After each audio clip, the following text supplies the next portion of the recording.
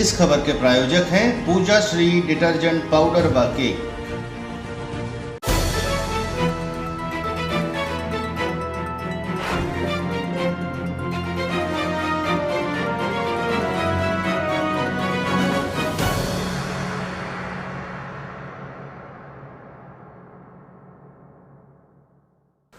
नमस्कार, मैं हूं केशव तिवारी और अलग अंदाज में रहती हैं खबरें हमारी। बड़ा हुआ सो क्या हुआ, जैसे पेड़ खजूर, पंछी को छाया नहीं फल लागे अंकुर। यह पंक्तियां पूरी तरह से मध्य प्रदेश के कांग्रेसी बड़े नेताओं के ऊपर लागू होती हैं। कांग्रेस के बड़े नेता अपने समर्थकों को आगे बढ़ाने के लिए, अपने समर्थकों का समर्थन करने के लिए चुनाव न लड़ने की बात कर रहे हों तो बात समझ में आती है, लेकिन जब चुनाव लड़ने की बात आती है तो मध्य प्रदेश के सारे बड़े नेता चुनावी मैदान से भागने लगते हैं। तो आखिरकार अगर ये बड़े नेता हैं तो फिर चुनाव मैदान से भाग क्यों रहे हैं? जिस तरीके से दिग्विजय सिंह, अजय सिंह राहुल, अरुण यादव ने सार्वजनिक तौर पर यह कहा कि हम चुनाव नहीं लड़ेंगे, आखिरकार इस स्वीकारोक्ति के पीछे की वजह क्या है? क्या नई जनरेशन को मौका देना चाहते हैं या आसन्न हार के खतरों की वजह से पलायन है? हिंदी पट्टी में जिस तरीके से कांग्रेस की दुर्गति हुई है उसे देखते हुए तमाम कांग्रेसी नेता लोकसभा चुनाव मैदान में उतरना ही नहीं चाहते।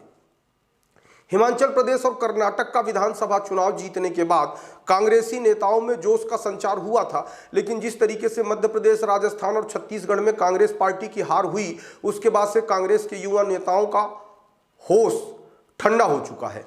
बुजुर्ग नेताओं की तो बात ही मत करिए। मध्य प्रदेश कांग्रेस कमेटी ने जिस तरीके से शीर्ष नेतृत्व को चुनाव लड़ने वाले उम्मीदवारों की सूची भेजी और उसके बाद कांग्रेस के युवराज ने यह बयान देकर कि बड़े नेताओं को चुनाव लड़ना चाहिए, सबको चौंका दिया। युवराज का बयान आने के बाद यह बात साफ हो गई कि कोई भी बड़ा नेता लोकसभा चुनाव नहीं लड़ना चाहता। लड़े भी क्यों? क्योंकि अधिकांश नेता 2019 का लोकसभा चुनाव लड़कर हार चुके हैं, जिसमें दिग्विजय सिंह, अजय सिंह राहुल, अरुण यादव, विवेक तनखा सब हार का स्वाद चख चुके हैं।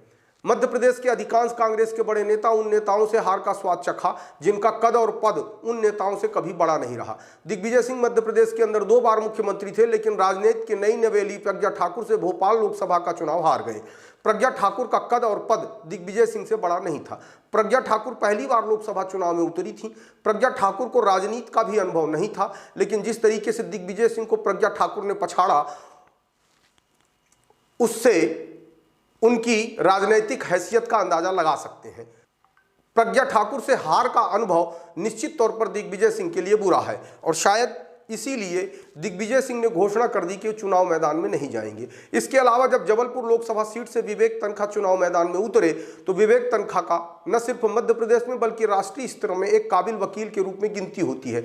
बड़ा नाम है, लेकिन यह बड़ा नाम भी राजनीति के मैदान में कोई बड़ा काम नहीं कर पाया और राकेश सिंह जैसे सामान्य कदकाठी के व्यक्ति से विवेक तनखा पराजित हो गए।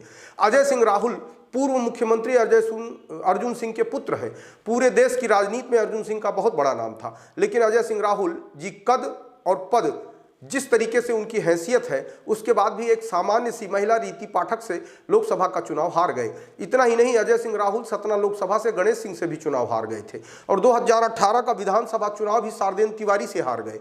मध्य प्रदेश के अंदर कांग्रेस के नेताओं का जितना बड़ा नाम है, जितना बड़ा काम है, उस हिसाब से उनकी लोकप्रियता जनता के बीच में नहीं है। यह मैं नहीं कह रहा हूं, चुनाव के प्रमाण कहते हैं। यदि यह नेता जनता के बीच में लोकप्रिय होते तो निश्चित तौर पर चुनाव जीत लेते, लेकिन मध्य प्रदेश के अधिकांश कांग्रेस के नेताओं की अपनी लोकप्रियता का अंदाजा भी इसलिए है कि अधिकांश कांग्रेस के नेता चुनाव लड़ने से मना कर रहे हैं, क्योंकि उन्हें यह बात पूरी तरह से मालूम है कि चुनाव मैदान में हार सुनिश्चित है। और जब किसी को यह मालूम पड़ जाए कि हार सुनिश्चित है तो कोई भी कितना भी बड़ा गामा पहलवान हो चुनावी अखाड़े में नहीं उतरता। मध्य प्रदेश के एक बड़े नेता अरुण यादव भी पिछला लोकसभा चुनाव हार चुके हैं। इसके बाद वे भी अपने राजनीतिक पुनर्वास की बाट जोह रहे हैं। मध्य प्रदेश के अंदर कांग्रेस के नेताओं के बीच जिस तरीके से भगदड़ मची हुई है, उसे देखते हुए तो अरुण यादव भी पूरी तरह से हिम्मत लोकसभा चुनाव का लड़ने का नहीं जुटा पा रहे हैं।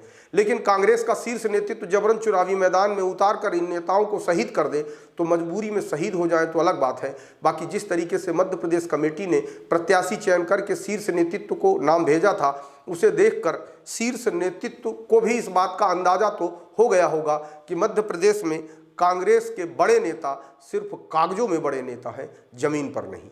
आपको हमारी खबरें कैसी लगती हैं कमेंट बॉक्स में आके कमेंट कर सकते हैं, लाइक कर सकते हैं, शेयर कर सकते हैं। और यदि आप विशाल खबर चैनल को देख रहे हैं और अभी तक सब्सक्राइब नहीं किया है तो विशाल खबर चैनल को सब्सक्राइब कर हमें अपना आशीर्वाद जरूर प्रदान करें।